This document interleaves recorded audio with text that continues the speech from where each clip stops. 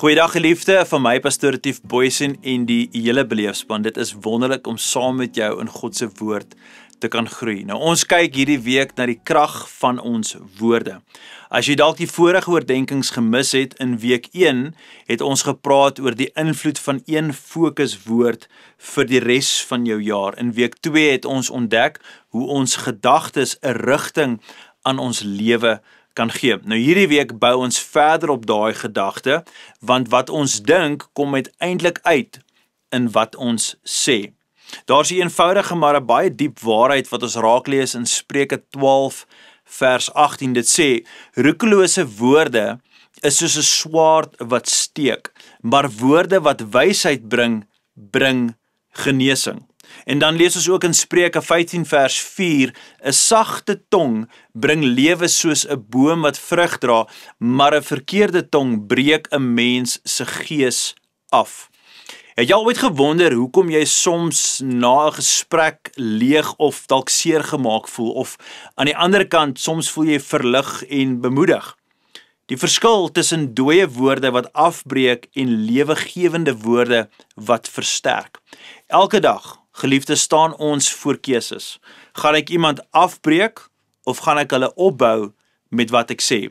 Gaan ek kritiseer, sarkasties wees, gaan ek kla of gaan ek bemoedig, gaan ek bedank en gaan ek wys wees met my woorde wanneer ek my mond oopmaak en praat? So dink 'n bietjie terug. Was daar dalk iemand se woorde wat oor jou uitgespreek is, wat jou gees gebreek het, jou gemoed laat sak het, woorde soos jy is 'n mislukking, niemand sal ooit van jou hou nie, jy is net niks werd nie, jy sal niks bereik nie? Geliefde, God roep jou om 'n ander soort spreker te wees, iemand wat anderste praat, een wat lewe spreek. Woorde soos ek is trots op jou. Jy beteken vir my baie. Jy's oulik. Ek kan nie sonder jou nie. Weet jy wat? Ek sien soveel potensiaal in jou raak.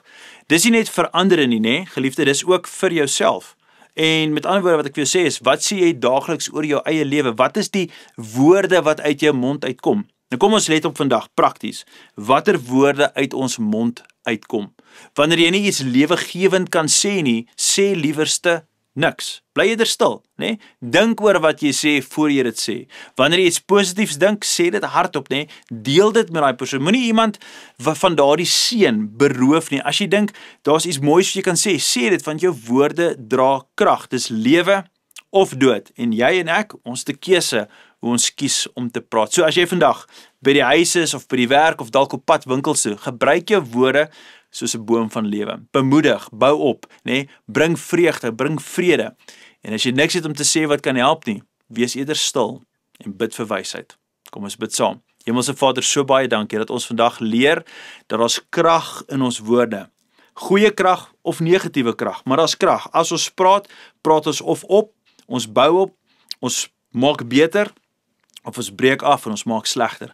Mag U vandag vir ons die wysheid gee om wys te praat wanneer ons praat. Kom ons stop en ons dink wat vorm in ons gedagtes voor ons monde oopmaak en praat. En daarom, Here, kom louter ons monde, kom sit 'n wag voor ons mond, soos die Bybel ons ook leer. Ons vra vir daai genade in die mooi naam van Jesus. Amen en amen. Geliefde, baie dankie julle ingeskakel het saam met ons. Gaan in vrede. Totsiens.